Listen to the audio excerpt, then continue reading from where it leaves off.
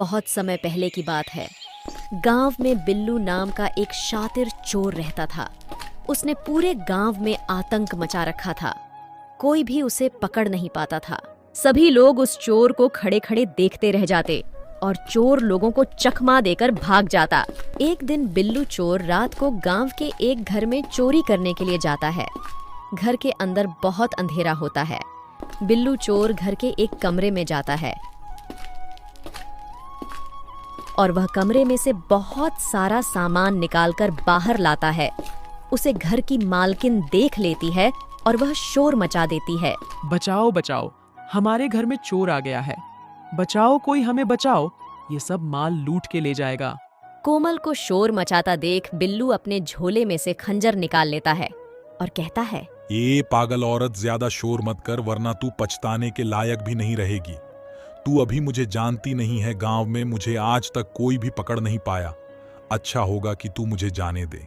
बिरजू चोर कुछ कर पाता। इतने ही गांव के सभी लोग कोमल के घर आ जाते हैं। आखिरकार तू पकड़ा ही गया। आज तो तुझे हम नहीं छोड़ेंगे भाभी। आप अंदर जाओ, हम इसे देखते हैं। बिरजू के कहने से कोमल घर के अंदर चली जाती है। एक गांव वालों, मुझे जाने दो वरना मैं तुम में से एक आध आदमी को मार डालूंगा। तू हमें क्या मारेगा? हम ही आज तुझे मारेंगे। चलो भाइयों, इसे घर से बाहर लेकर चलो। आज इसका किस्सा खत्म करते हैं। इसने बहुत नाक में दम कर रखा है। आए दिन किसी न किसी के घर में चोरी या किसी को यह मार डालता है।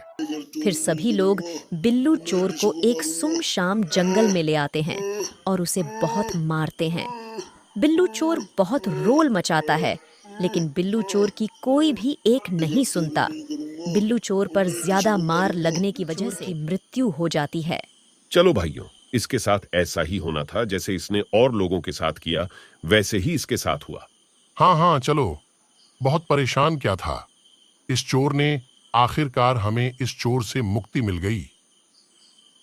सभी लोग बिल्लू चोर को मारकर उसकी लाश को वहीं सुनसान जंगल में छोड़ आते हैं। बिरजू चोर की मौत से अब सभी लोग बहुत खुश थे, लेकिन यह खुशी ज्यादा दिन नहीं रहने वाली थी, क्योंकि अब बिरजू चोर एक भूतिया चोर बन चुका था।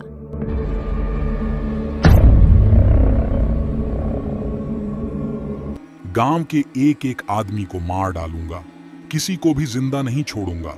रात होते ही बिल्लू का भूत चोरी करने के लिए बिरजू के घर जाता है और बिरजू को सोता देख बिल्लू का भूत कहता है, इसने भी मुझे गांव वालों के साथ मिलकर मारा था। मैं इसे भी मार डालूंगा और गांव के किसी भी आदमी को जिंदा नहीं छोड़ूंगा। पूरे गांव को खत्म कर दूंगा मैं। भूत को देखकर बिरजू की आंख खुल जाती है और बिरजू भूत से डरता हुआ कहता है, भूत, अरे भूत, मुझे कोई भूत से बचाव। मेरे घर में भूत आ गया है। ए पागल इंसान, ज्यादा मत बोल वरना तुझे यही मार डालूंगा।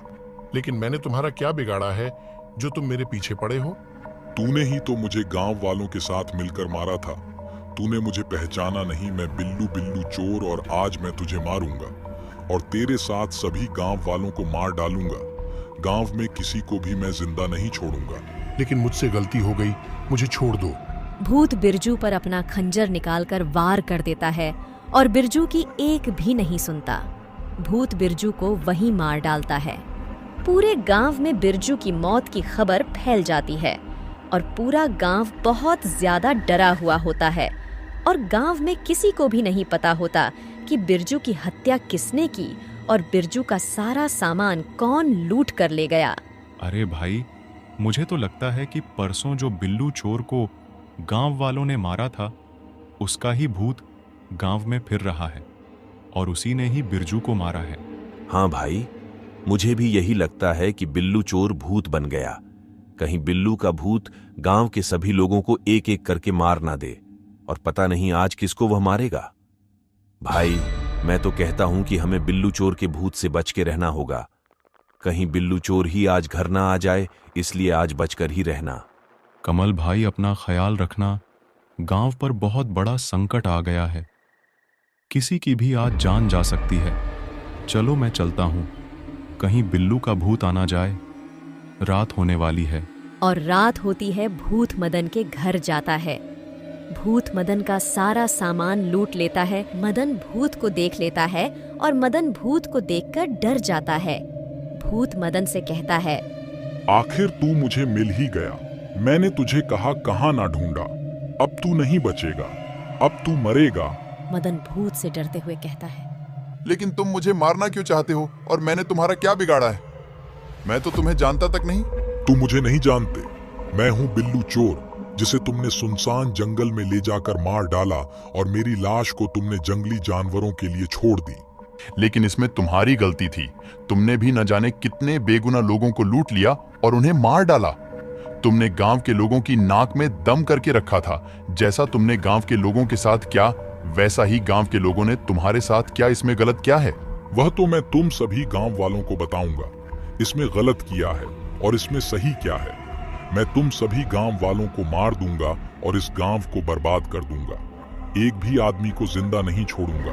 इतना कहकर भूत बिल्लू को मार देता है। अब सभी गांव वालों को पता चल जाता है कि बिल्लू चोर भूत बन गया है और वह सभी गांव वालों को मार रहा है। अरे चमन, हमें ही इस भूत का कुछ करना होगा, वरना यह तो सभी गांव वालों को मार डालेगा और गांव में कोई भी जिंदा नहीं बचेगा। हाँ भाई, हमें ही इस भूत का कुछ करना होगा। मैं तो कहता हूं कि हमें गांव वाले तांत्रिक बाबा के पास चलना चाहिए। वही इसके बारे में कुछ बताएंगे। हाँ चलो भाई, चलते हैं गांव वाले तांत्रिक बाबा के पास। फिर दोनों लोग तांत्रिक बाबा के पास जाते हैं और बाबा को बिल्लू के भूत की सारी बात बताते हैं। बाबा, हमें बचा लो। हमारा गांव बहुत बड़े संकट में है। हमारे गांव पर एक भूत ने कब्जा कर लिया है। वह हर रोज एक न एक आदमी को मार देता है और उसका सारा घर लूट कर ले जाता है। अरे इस भूत का कुछ ना कुछ करना ही होगा। इस भूत ने तो नाक में दम ही कर रखा है। जी बाबा, बताइए हमें क्या करना है। तुम्हें यह पता है कि वह गांव के लोगों को क्यों मार रहा है? जी बाबा, हमारे गांव में एक बिल्लू नाम का चोर था जो लोगों के घर में आए दिन चोरी करता और उन्हें मार देता। गांव वालों ने मिलकर उसे मार डाला और वह भूत बन गया। अब वह अपना बदला ले रहा है। तुम घबराओ मत ना, तुम्हें एक काम करना होगा। जी बाबा, बताइए। तुम्हें उस भूत की झोली को उस भूत से छीनकर जला देना है और वह खुद ही जलकर भस्म हो जाएगा। रात होती है। भूत कोमल के घर चोरी करने जाता है, लेकिन वहाँ गांव वाले भूत के इंतजार में पहले से ही होते हैं। जैसे ही भूत घर के अंदर जाता है, झट से गांव का एक आदमी उसकी झोली छीन लेता है। झोली छीनते ही भूत में आग लगने लगती है और भूत कहता है, एक गांव वालों, मेरी झोली दे दो, वरना मैं तुम्हें मार डालूंगा। तू तो अब मरने वाला है। तूने बहुत गांव वालों की हत्या की है। अब तेरा खेल खत्म। फिर कुछ देर में ही भूत मर जाता है।